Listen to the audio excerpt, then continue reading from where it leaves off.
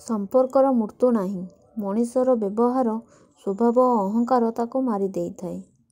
ଯିଏ ରାଗରେ ଭୁଲ କରନ୍ତି ସେ ବଦଳି ଯାଆନ୍ତି, ହେଲେ ଯିଏ ଆତ୍ମଗର୍ବରେ ଭୁଲ କରନ୍ତି ସେ କେବେ ବଦଳନ୍ତି ନାହିଁ।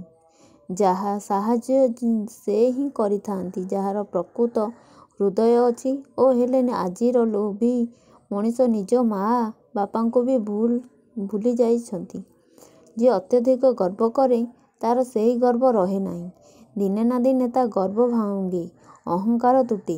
ସେତେବେଳେ ସେ ନିଜ ପାଇଁ ସ୍ଥାନ ଖୋଜି ପାଏ ନାହିଁ, କାରଣ କେହି ତାକୁ ପାଖ ପସେଇବାକୁ ରାଜି ହୁଅନ୍ତି ନାହିଁ। ବାଟରେ ଯଦି ଫୁଲଟେ ହୁଏ ବହୁତ ସାଥୀ ମିଳିଯିବେ।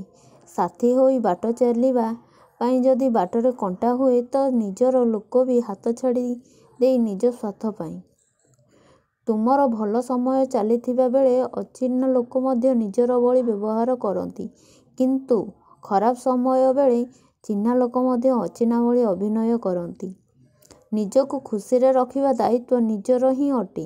କୌଣସି ଅନ୍ୟ ଲୋକଠାରୁ ଏହାର ଆଶା ରଖିଲେ ଶେଷ ଦୁଃଖରେ ମିଳିଥାଏ। ନାରୀ ପଛରେ ରହିଲେ ପୁରୁଷ ସଫଳ ହୁଏ ନାହିଁ, ପଛରେ ପଡ଼ି ପୁରୁଷ ବର୍ବାଦ ହୁଏ।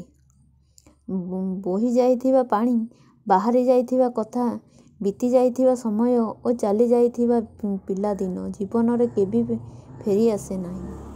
ଏ ସମ୍ପର୍କ ବି ଅଜବ ପ୍ରକାରର। ବିଶ୍ୱାସ ନ ପାଇଲେ ପର୍ଯ୍ୟନ୍ତ ଆରମ୍ଭ ହୁଏ ନାହିଁ ଓ ଧୋକା ନ ଖାଇବା ପର୍ଯ୍ୟନ୍ତ ଶେଷ ହୁଏ ନାହିଁ।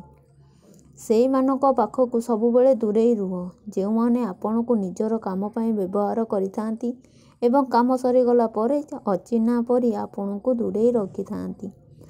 କୁହାଯାଏ ଯେ ପ୍ରେମ ଆଉ ବିବାହ ହୃଦୟରେ ହୋଇଥାଏ, କିନ୍ତୁ ପ୍ରେମ ଚେହେରା ଆଉ ବିବାହ ଚାକିରି ଦେଖି ହୋଇଥାଏ। ହୃଦୟ ତ କିଛି ଗୁରୁତ୍ୱପୂର୍ଣ୍ଣ ନଥାଏ।